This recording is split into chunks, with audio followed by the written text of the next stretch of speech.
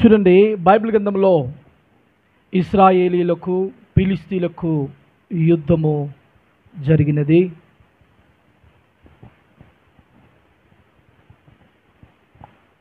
ఫిలిష్తీయుల మీదకి యుద్ధం చేయనికి ఇశ్రాయేలీలు ఎబెనెజరులోనికి వచ్చినారు.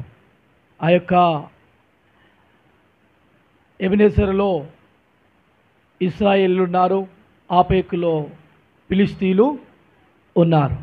అయితే ఈ యొక్క ఇశ్రాయేలీలు ఫిలిష్తీయుల మీదకి యుద్ధము చేయనికి వెళ్ళినారు. యుద్ధం చేయనికి వెళ్ళినప్పుడు ఈ యొక్క ఇశ్రాయేలీలు ఫిలిష్తీయుల ఎదుట ఏమైనారు? ఓడిపోయినారు. ఏమైనా చెప్పండి? ఓడిపోయినారు. ఓడిపోవడం మాత్రమే కాదు, ఇంచుమించు ఎక్కువ తక్కువగా ఎంతమంది అట? 4,000 మంది హతులైనారు. చెప్పండి, ఎన్ని వేల మంది? 4,000 మంది చనిపోయినారు. అప్పుడు ఇశ్రాయేలు భయపడ్డారు. ఇశ్రాయేలు భయపడి, మరి మనము ఎందుకు ఓడిపోయినాం? మనము ఎందుకు ఓడిపోయినాం అని వారు ఆలోచించుండగా వారికి ఆలోచన వచ్చింది, మనం ఓడిపోయిన గల కారణం ఇంచుమించు ఎక్కువ తక్కువ 4,000 మంది చనిపోని గల కారణం ఎందుకంటే మన మధ్యలో దేవుని యొక్క మందసము లేదు. చెప్పండి, ఏమి లేదు? చెప్పండి. మన మధ్యలో, ఇశ్రాయేళ్ల మధ్యలో దేవుని యొక్క మందసము లేదు. మనము ఓడిపోని గల కారణం, ఈ విధంగా హతసాక్షులు కానీ గల కారణం దేవుని యొక్క మందసం మన మధ్యలో లేదు కనుక మనం ఏమైపోయినామో? ఓడిపోయినాము అని వారు ఆలోచన చేశారు. ఆ మాట చదువుతారు దయచేసి ఎవరైనా ఒకరు? చదవండి 4వ అధ్యాయంలో నుండి.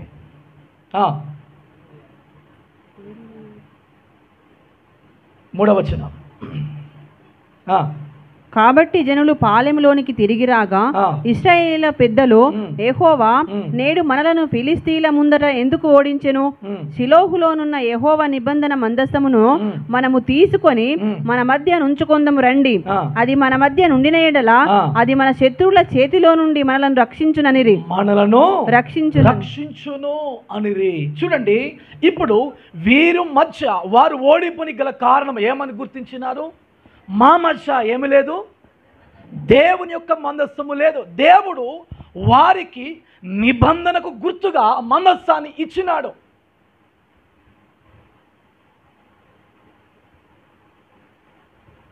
మందస్సం అనగా దేవుని యొక్క సన్నిధి, మందస్సం అనగా దేవుని యొక్క తోడు. ఈ మందస్సము నీతో ఉంటే నేను మీతో ఉన్నట్లు అని దేవుడు వారికి నిబంధనగా వారికి ఇచ్చినాడు. అయితే ఈ యొక్క ఇశ్రాయేలుకు ఇచ్చినప్పుడు మరి యొక్క ఇశ్రాయేలుతో ఈ యొక్క మందస్సం ఉండాలి కదా? ఉందా? లేదు. చూడండి, ఈ యొక్క మందస్సములో ఏమేమి ఉంటాయి? మందస్సం ఏ విధంగా తయారు చేయబడ్డది? మందస్సము తుమ్మకర్రతో చేయబడింది. తుమ్మకర్రతో ఒక పెట్టెలాగా చేయబడ్డది. ఆ యొక్క పెట్టెలాగా చేయబడిన తర్వాత ఆ పెట్టెకు బంగారు రేకును పైన కింద లోపల అంతే కూడా బంగారు రేకును దానికి తొలగించినారు. దాన్ని 4 మోయనికి 2 కర్రలు కూడా పెట్టి దానికి కూడా బంగారు రేకును కూడా పొదిగించినారు. అందులో ఏమున్నాయి అంటే దేవుడు మోషేకి ఇచ్చిన 10 ఆజ్ఞలు ఉన్నాయి. అహరోను చిగిరించిన కర్ర ఉన్నది, మన్నా పాత్రలు ఉన్నాయి.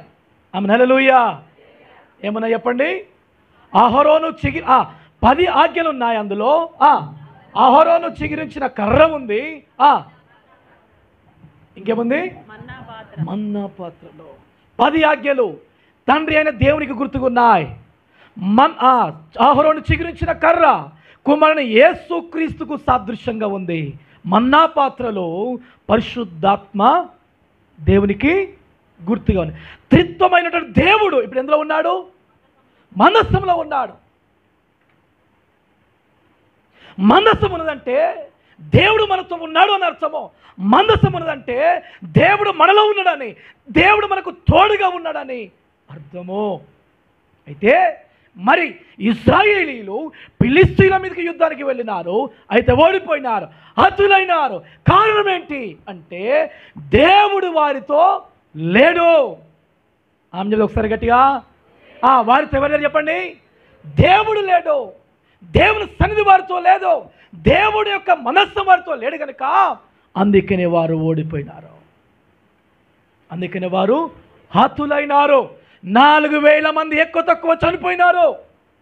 ఈ యొక్క హతసాక్షులు గల ఆ యొక్క హతులైనకి అనగా వీరు ఆ యొక్క యుద్ధంలో చనిపోని గల కారణం ఏంటి అంటే వారి పక్షాన అనగా వారితో దేవుణ్ణి వారు ఉంచుకోలేదు, అనగా వారి మధ్యలోనికి దేవుణ్ణి ఉండనివ్వలేదు కనుక ఏమైపోయినారు? ఓడిపోయినారు. అంత మాత్రమే కాదు, హతులైనారు, చచ్చిపోయినారు. ఫిలిష్తీయులు సున్నతి లేని వారు, ఫిలిష్తీయులు దేవుని ఎరగని వారు, ఈ యొక్క ఇశ్రాయేలు యూదా జనాంగము క్రీస్తు ఎరిగిన ప్రజలు. సున్నతి లేని వారి దగ్గర దేవుని చేత ప్రత్యేకించబడినటువంటి ఇశ్రాయేలు ఏమైనారు? ఓడిపోయినారు. ఓడిపోగని గల కారణం ఏంటంటే వారి మధ్య దేవుని యొక్క మందసము లేదు. దేవుని బిడ్డలారా, దేవుని మందసము లేకపోతే, దేవుని సన్నిధి లేకపోతే, దేవుడి తోడు లేకపోతే మనం బ్రతకలేం, మనం జీవించలేం. ప్రతి ఒక్కరికి కూడా దేవుని యొక్క తోడు కావాలి. ప్రతి ఒక్కరికి కూడా దేవుని యొక్క సన్నిధి తోడుగా ఉండాలి. ప్రతి ఒక్కరి జీవితాల్లో దేవుడు ఉండాలి. ప్రతి కుటుంబంలో దేవుడు ఉండాలి. దేవుడు లేకుండా నువ్వు ఏమి చేసినా, దేవుడు లేకుండా ఎన్ని ప్రయత్నాలు చేసినా, దేవుని యొక్క సన్నిధి లేకుండా ఎంత కష్టపడ్డా అంతే కూడా వ్యర్థమైపోతుంది. ఓటమి పాలైపోతావు, వ్యర్థమైపోతుంది. మన ఆలోచన విధానం, మన ప్రయత్నములు అన్నీ కూడా వ్యర్థములైపోతున్నాయి. గనుక నా ప్రియ సహోదరి సహోదరుడా, మన ఆత్మీయ జీవితంలో ఆనాడు ఇశ్రాయేలు మధ్యలో దేవుడు లేడు కనుక, దేవుని యొక్క మనస్సు లేదు కనుక వారు ఓడిపోయినారు. మరి మన ఆత్మీయ జీవితంలో మనం ఆలోచించేయాలి, మనతో దేవుడు ఉన్నాడా? దేవుని యొక్క తోడు మనకి ఉన్నదా? దేవుడు లేకుండా మనం ఏమి చేసినా ఏమైపోతుందో చెప్పండి. ఏమైపోతుందో చెప్పండి. మరి బైబిల్ గ్రంథంలో 2 వ్యక్తి గుర్తు చేస్తాను. ఒకరు సంసోన్, రెండవ వ్యక్తి సౌలు. చూడండి, గలపెట్టేద్దామా? రైట్, ఆమేన్, హల్లెలూయా. Right, okay. చూడండి, వినండి, నా ముఖం చూడండి, ఇది చూడండి. Right, okay. సంసోను దేవుని చేత ప్రత్యేకించబడినవాడు. సంసోను దేవుని చేత నాజీరు చేయబడినవాడు. సంసోను విషయంలో దేవుడు ఒక ప్రత్యేక ఉద్దేశం కలిగిన వ్యక్తిగా ఉన్నాడు. కానీ తాను దేవుడు ఏమి చెప్పినాడు అంటే తన తల్లిదండ్రులకు చెప్పినాడు, తనకు కూడా తెలియజేసినాడు. నీవు దేవుని కొరకు నాజూరు చేయబడిన వ్యక్తివి, నువ్వు దేవుని కొరకు ప్రత్యేకించబడిన వ్యక్తివి గనుక నీవు క్షౌరము నీ తలను కొరిగించుకోకూడదు అని చెప్పినాడు.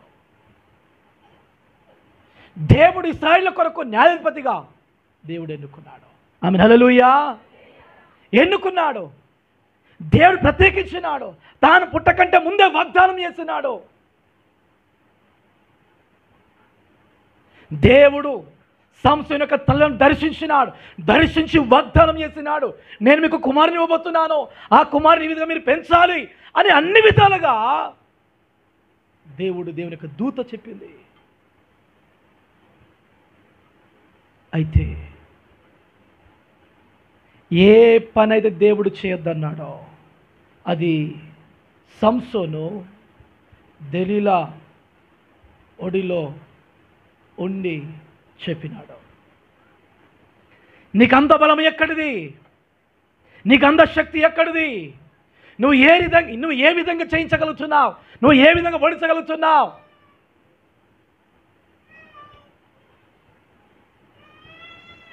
నా బలము నాకు ఎందులో ఉంది?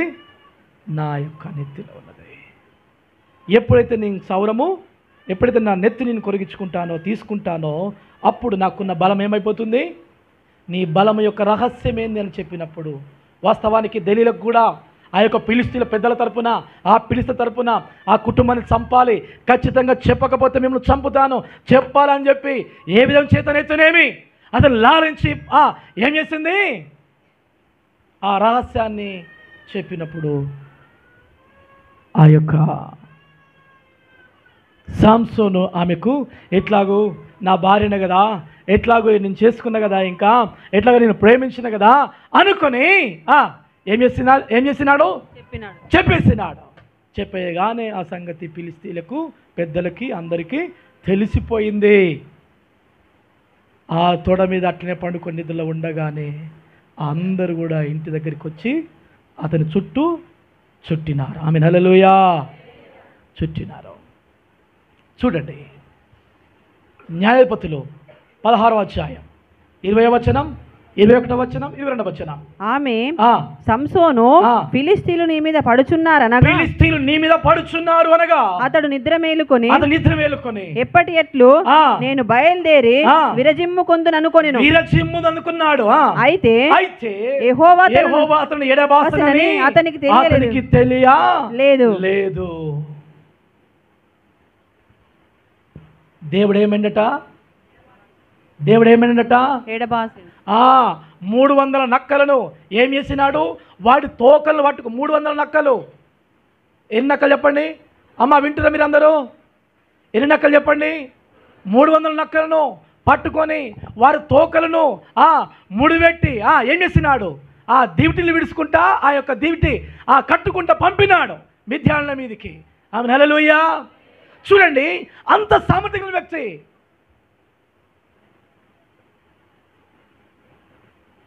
బలాఢ్యుడైన వ్యక్తి.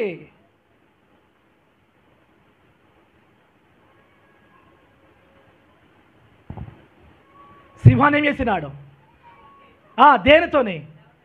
దౌడ ఎముకతోనే ఏం చేసినాడు? చేసి వేసేసిన, చంపేసినాడు. అంత బలాఢ్యుడు సంసోను. ఇప్పుడు భార్య అంటుంది, దెలీలా అంటుంది, ఏమంటుంది తెలుసునా? అయ్యా నీ మీదకి ఫిలిష్తీయులు వచ్చి ఉన్నారు అనగానే ఇక విరచిమ్ముదాం అనుకొని నిద్ర మేలుకొని విరచిమ్ముతుంటే బలము లేదు. ఎందుకు తెలుసునా? యెహోవా అతనిని ఎడబాసెనని అతనికి తెలియలేదు.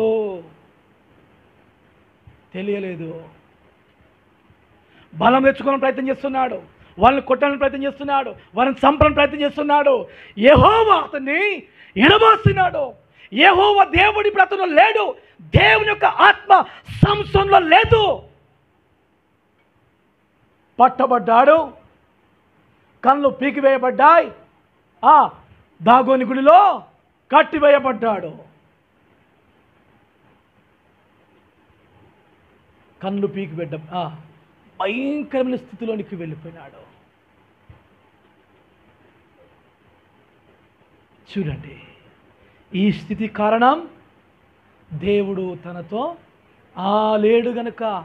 దేవుడు అతను ఎడబాసిపోయాడు. ఎందుకంటే దేవుని చేత ప్రత్యేకించబడిన వాడు, దేవుని చేత నాశనం చేయబడిన వాడు ఈ యొక్క రహస్యాన్ని ఎవరికి కూడా చెప్పకూడదు, దాన్ని తెలియజేసినాడు.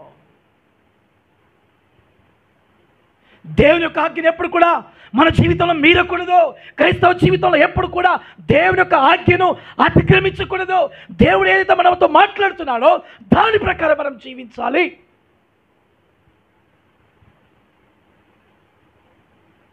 దేవుని బిడ్డలారా, దేవుడు ఒక గొప్పవాణిగా నిర్మించినాడు, తనని సృష్టించినాడు, అనగా తనను దేవుడు దీవించినాడు. కానీ భయంకరమైన చావును తాను చచ్చినాడు. కారణం ఏంటి తెలుసునా?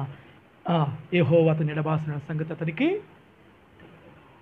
దేవుడు ఎడబాస్తే సంసోను పరిస్థితే, దేవుడు ఎడబాస్తే ఇశ్రాయేలు పరిస్థితే. దేవుడు ఎడబాయకూడదు, దేవుడు మనల్ని విడిచిపెట్టి వెళ్ళకూడదు. దేవుని యొక్క మనస్సం, దేవుని యొక్క ఆత్మ, దేవుని యొక్క సన్నిధి మనతో ఉండాలి. మనతో ఉన్నంత కాలం మనకు క్షేమం, మనకు క్షేమం. ఇంకో మాట చూద్దాం దయచేసి.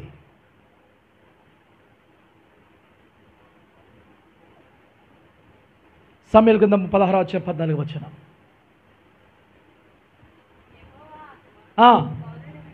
యెహోవా ఆత్మ సౌలును విడిచిపోయి యెహోవా యొద్ద నుండి దురాత్మ వచ్చి అతన్ని వెరిపింపగా.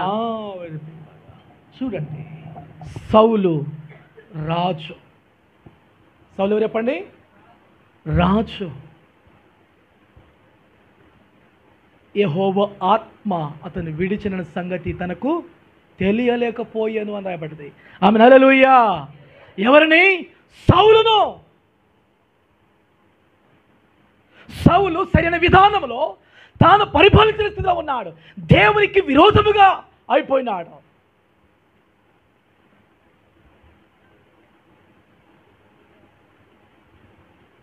భయంకరమైన చావు చచ్చినాడు యుద్ధంలో. సౌలు తనకు తానుగా ఈట ఎదురుగా పెట్టుకొని నేను వారి చేతులు చావకూడదు అని చెప్పి తనకు తాను ఈట ఎదురు పెట్టుకొని ఏమైనాడు? చచ్చిపోయినాడు. తనకున్న కుమారుడు యోనాతాను అదే యుద్ధంలో చనిపోయినాడు. ఎందుకు తెలుసునా? సౌలు చేసిన పొరపాటు, సౌలు చేసిన తప్పిదములు.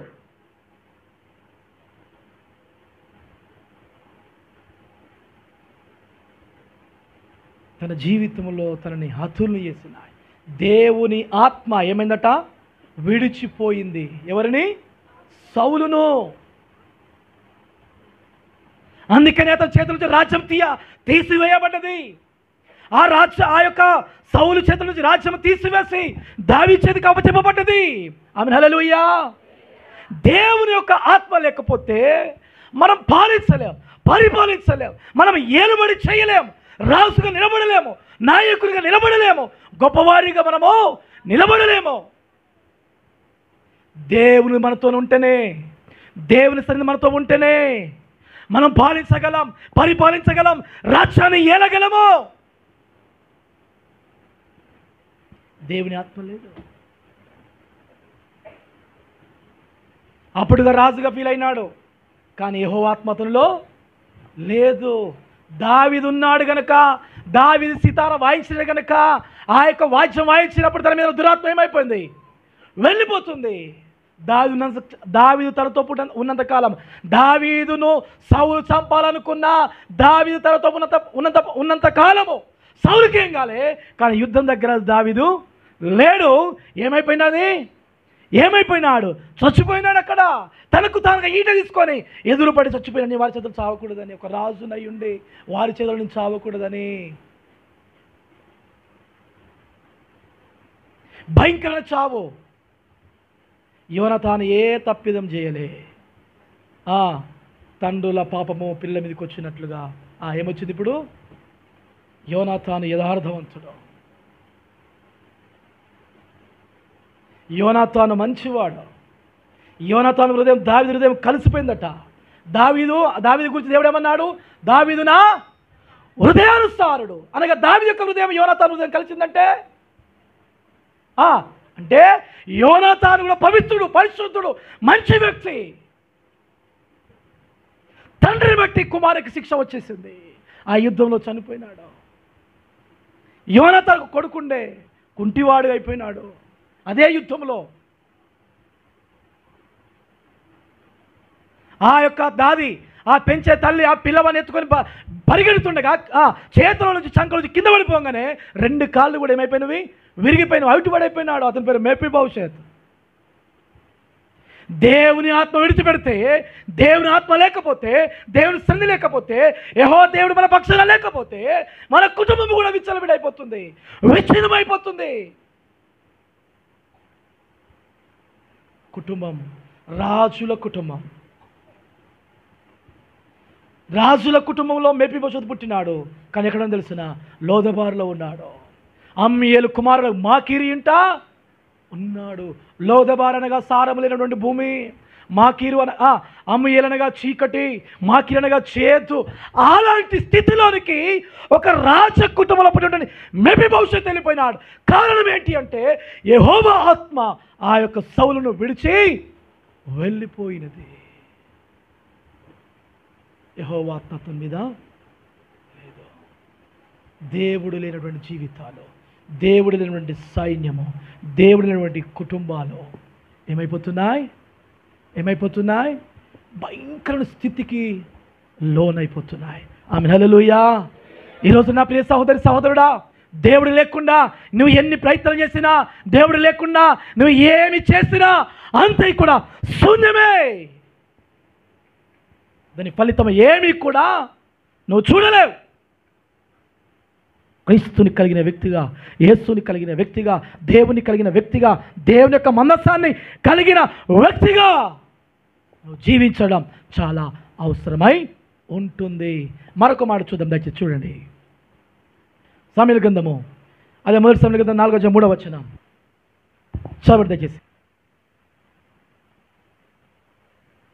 పాలెములోనికి తిరిగి రాగా ఇశ్రాయేలీల పెద్దలు, యెహోవా నేడు మనలను ఫిలిష్తీయుల ముందర ఎందుకు ఓడించెను? అక్కడ 9వ వచనం 10వ వచనం. ఫిలిష్తీయులారా, ధైర్యము తెచ్చుకొని వారు మీకు దాసులైనట్టు మీరు హెబ్రీయులకు దాసులు కాకుండా బలాఢ్యులై యుద్ధము చేయుడని చెప్పుకొనిరి. ఫిలిష్తీయులు యుద్ధము చేయగా ఇశ్రాయేలీయులు ఓడిపోయి అందరూ తమ డేరాలకు పరిగెత్తి వచ్చిరి. అప్పుడు అత్యధికమైన వధ జరిగెను. ఇశ్రాయేలీయులలో 30,000 కాల్బలము కూలెను. 30,000 కాలు బల్గము కూలెను. ఎంతమంది చెప్పండి? అత్యధికముగా వధ జరిగింది. ఇశ్రాయేలులో 30,000 కాలు బలగము కూలెను. చూడండి, హతులైన నా ఇంచుమించు ఎక్కువ తక్కువ 4,000 మంది హతులైనప్పుడు మందస్సం లేదు. ఇక్కడ 30,000 మంది హతులైనారు. అత్యధికమైనటువంటిది జరిగింది. కానీ అప్పుడు మందస్సం ఉంది. చెప్పండి, ఏముంది చెప్పండి? అప్పుడు ఏముంది చెప్పండి? మనస్సం ఉంది. కానీ ఈ పరిస్థితి జరిగింది. కారణం ఏంటి? ఆమె హల్లెలూయా. నా మాట అర్థమవుతుంది కదా? ఒకసారి గట్టి అర్థమా హల్లెలూయా, ఇంకొకసారి చెప్తామా హల్లెలూయా, మరొకసారి చెప్తామా హల్లెలూయా. ఇప్పటిక మందసం లేదు, అతులైనారు. ఇప్పుడు మందసం ఉంది. 30,000 కాలు బలగము కూలిపోయింది, అర్థమైపోయింది. కారణం ఏంటి? దేవుని మనస్సు లేనప్పుడు జరగాలి. కానీ దేవుని మనస్సు లేనప్పుడు ఎంత జరిగింది? ఎక్కువ తక్కువ 4,000 మంది. ఇప్పుడు దేవుని యొక్క మనస్సు వారి మధ్యలో ఉంది.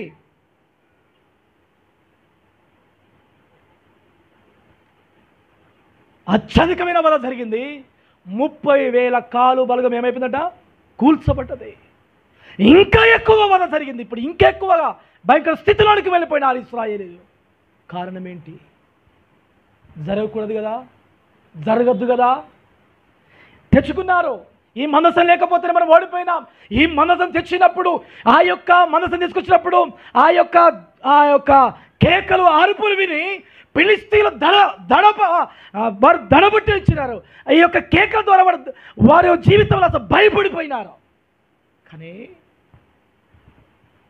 అదే భయపడిన ఫిలిష్తీయులు మళ్ళీ ఎన్ని వేల మందిని హతం చేసినారు.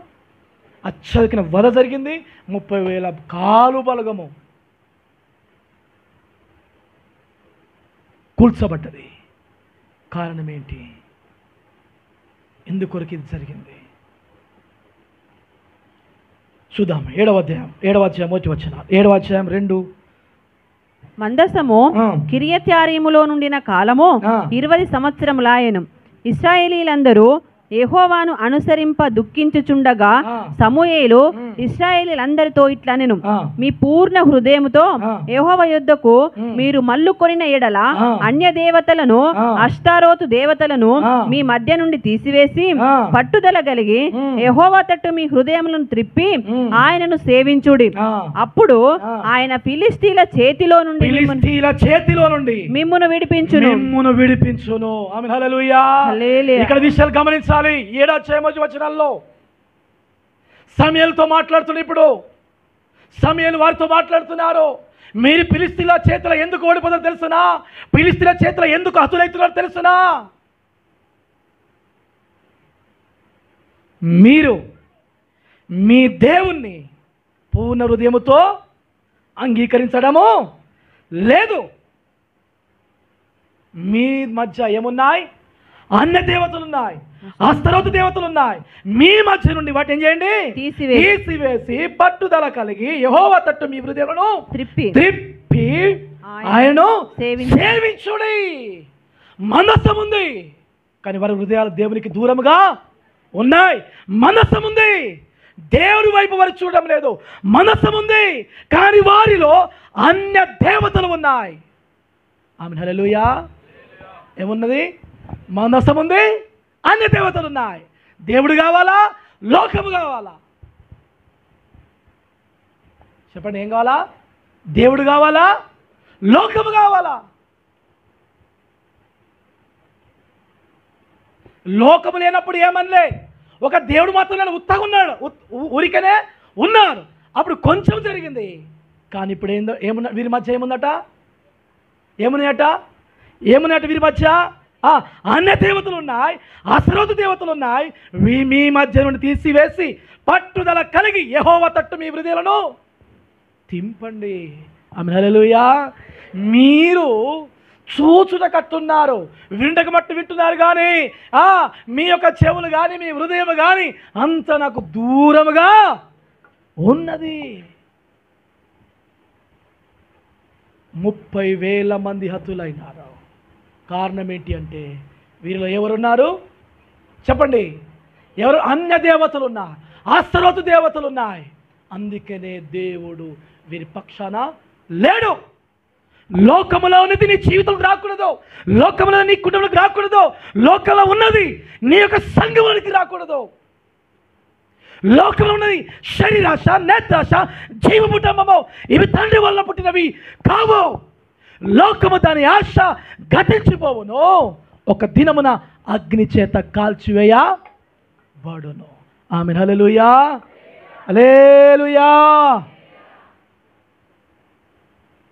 లోకంలో ఉన్న భోగములు, లోకంలో ఉన్న ఆచారములు, లోకంలో పద్ధతులు నీ కుటుంబ జీవితంలో కానీ నీ వ్యక్తిగత జీవితానికి అస్సలు ఎంత మాత్రమో రాకూడదు. అప్పుడు రెండంతలు చూస్తావు. ఏంటిది? ఆ యొక్క వధ, హతులవ్వడం, ఆ యొక్క ఇంకా మనోవేదన ఎక్కువవుతుంది. తక్కువ కానే కాదు. దేవుని మెప్పిస్తా, లోకాన్ని మెప్పిస్తా అంటే కుదరదు. ఆమేన్, హల్లెలూయా. నేను దేవుని మెప్పిస్తా, అటు దేవుడు ఇటు అంటే కుదరదు. ఆడికి పోయి హల్లెలూయా అంట, ఇడికొచ్చి చెప్పండి అక్కడికి పోయి హల్లెలూయా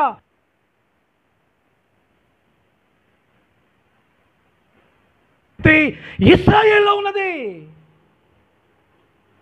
దేవుని ఎరుగని వారుగా ఉన్నారు, దేవుని తట్టు తిరగని వారుగా ఉన్నారు, వారి హృదయాలు దేవునికి దూరముగా ఉన్నాయి. అందుకనే దేవుడు వారిని శిక్షించడం ప్రారంభించినాడు. ఆమేన్. గడిది ఒకసారి ఆమేన్, హల్లెలూయా. చాలా మంది జీవితాల్లో, కుటుంబాలలో ఇలాంటివి జరుగుతున్నవంటే 2 తలంపులు, 2 ఆలోచనలు, ద్వంద్వ వైఖరి. 2 పడవల మీద నీ కుటుంబం కట్టబడదు, నీ కుటుంబం విచ్ఛిన్నమైపోతుంది. నీకు తెలియకుండానే అసమాధానం వచ్చేస్తుంది, నీకు తెలియకుండానే నీ కుటుంబము విచ్చలవిడైపోతుంది, నీ కుటుంబము పూర్తిగా దిగజారి వెళ్తుంది. ఎందుకు తెలుసిన, నీ జీవితంలో 2 తలంపులు ఉన్నాయి. నువ్వు 2 ఆలోచనలు దేవుడు సమయాలు గుర్తుపట్టి చెప్తున్నాడు. మీరు ఇంకా అన్య దేవతలను పూజిస్తున్నారు. మీరు ఇంకా ఎవరు పూజిస్తున్నారు? అస్తరోతు దేవతలను మీరు పూజిస్తున్నారు. ఇంకా మీలో ఉన్నాయి. అందుకనే దేవుడు మీకు విరోధి అయినాడు. అందుకనే దేవుడు మీ పక్షాన లేడు. దేవుడు విరోధి అయితే అట్లనే ఉంటుంది. తెలిసిన వాళ్ళకే దేవుడు విరోధి అవుతాడు. సగం క్రైస్తవులు ఉన్నోనికే దేవుడు విరోధి అవుతాడు. క్రైస్తవ జీవితం సరిగా జీవించకపోతే, క్రీస్తు ఎరిగిన వ్యక్తివి, బాప్తిసం తీసుకున్న వ్యక్తివి, క్రీస్తు సన్నిధానం ఉన్నటువంటి వ్యక్తి, అన్నీ కూడా తెలుసు. ఏ విధంగా జీవించాలో తెలుసు, ఏ విధంగా మాట్లాడాలో తెలుసు, ఏ విధంగా బ్రతకాలో తెలుసు. తెలిసిన వ్యక్తి సరైన జీవితాన్ని, వాక్యానుసార జీవితాన్ని జీవించకపోతే నీకు సమాధానం లేదు, నీకు నెమ్మది, దుఃఖమే, వేదననే. ఇప్పుడు మీరేం చేయండి? ఉపవాసం ఉండండి. ఉపవాస దినం ప్రకటించుకోండి. ఉపవాసం ఉండి ప్రార్థన చేయండి. మీ పాపములను దేవుని దగ్గర ఒప్పుకోండి అని సమూయేలు వారితో మాట్లాడుతున్నాడు. 7వ అధ్యాయం 6వ వచనం. వారు మిస్పాలో కూడుకొని, 5వ వచనం చదవండి. అంతటా సమూయేలు ఇశ్రాయేలీయులందరినీ మిస్వాకు పిలువనంపుడి, నేను మీ పక్షమున యెహోవాను ప్రార్థన చేతునని చెప్పగా, వారు మిస్పాలో కూడుకొని నీళ్లు చేది యెహోవా సన్నిధిని కుమ్మరించి ఆ దినం ఉపవాసం ఉండి యెహోవా దృష్టికి మేము పాపాత్ములమని ఒప్పుకొని మిస్పాలో చాలక ఏమని ఒప్పుకొని చెప్పండి. వారిని హెచ్చరించినప్పుడు సమూయేలు దైవసేనుడు వారిని హెచ్చరించినప్పుడు, ప్రవక్త వారితో మాట్లాడినప్పుడు వారి పాపములు ఒప్పుకున్నారు, వారి తప్పిదాన్ని ఒప్పుకున్నారు. నా ప్రియ సహోదరుడా, దేవుని యొక్క మందసం నీతో లేదు అంటే నువ్వు ఇంకా పాపములో ఉన్నావు. దేవుని యొక్క సన్నిధి నీతో లేదు అంటే నువ్వు ఇంకా అస్తరోతు దేవతలు నీలో ఉన్నాయి. ఇంకా నీ జీవితంలో సమాధానం లేకుండా నీ కుటుంబం ఉన్నదంటే ఇంకా అన్ని దేవతలు నీ కుటుంబాన్ని ఏలుబడి చేస్తున్నాయి.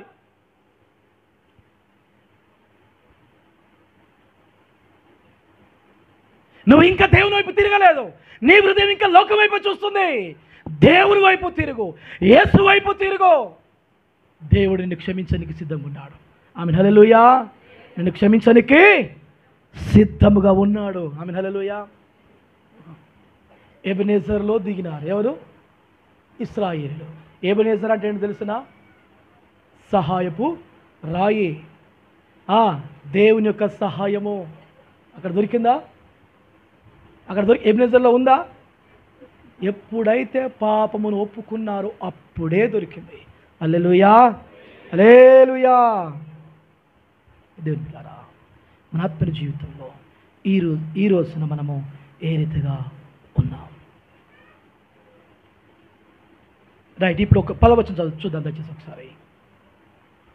సమూయేలు దహన బలి అర్పించుచుండగా ఫిలిస్తీయులు యుద్ధము చేయుటకై ఇశ్రాయేలీయుల మీదికి వచ్చిరి. అయితే యెహోవా ఆ దినమున ఫిలిస్తీయుల మీద మెండుగా ఉరుములు ఉరిమించి వారిని తారుమారు చేయగా వారు ఇశ్రాయేలీయుల చేత ఓడిపోయిరి. ఆమేన్. మిస్పాలో నుండి బయలుదేరి బెత్కారు వరకు ఫిలిస్తీయులను తారిమి హతము చేసిరి. హల్లెలూయా. ఇప్పుడు ఏం కలిగి చెప్పండి? ఇశ్రాయేలుకు విజయము కలిగి, జయము కలిగింది. ఆమె చెప్తా ఒకసారి గట్టిగా. హల్లెలూయా.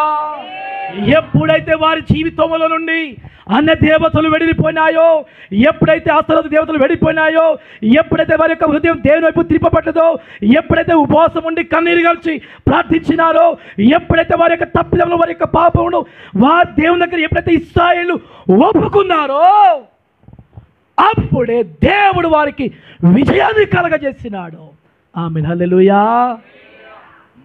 ఆమేన్ హల్లెలూయా. ఇంకొకసారి చెప్తామా? హల్లెలూయా. మరొకసారి చెప్తామా? హల్లెలూయా. ఇంకొక చెప్తామా? హల్లెలూయా. జయమునిచ్చే దేవుడు. దేవుని మనస్సం ఉంటే మనం ఓడిపోతే మనకు అవమానము. దేవుని క్రైస్తవుని కూడా దేవుని సది లేకపోతే మనకు అవమానము. అలాంటి బ్రతుకు మనకొద్దు, అలాంటి జీవితం మనకు వద్దు. క్రీస్తుని కలిగిన వారము ఉందాం, యేసుని కలిగిన వారము ఉందాం, మందసాన్ని కలిగిన వారముగా ఉందాం. ఓబేదెదోము ఇంటిలో ఏముంది?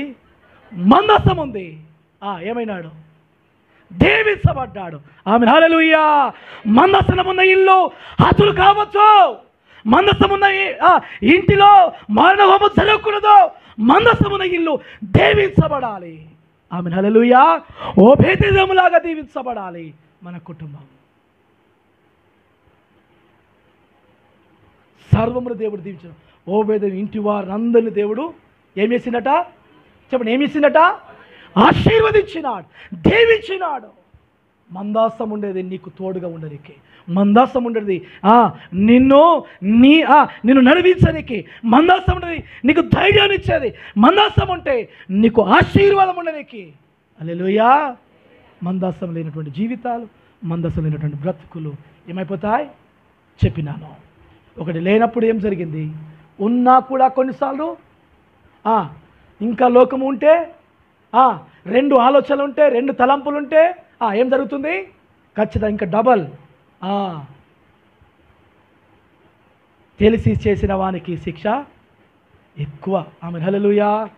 గనుక ఈరోజు నా ప్రియ సహోదరుడా, మన ఆత్మీయ జీవితంలో దేవుని మనము కలిగి ఉన్నామా లేదా? ఈ పునరుత్థానదినమున దేవుడు లేడు అంటే నీలో ఏమున్నాయి? అనే దేవతలు ఉన్నాయి. నీలో ఏముంది? లోకం ఉంది. నీలో ఏముంది?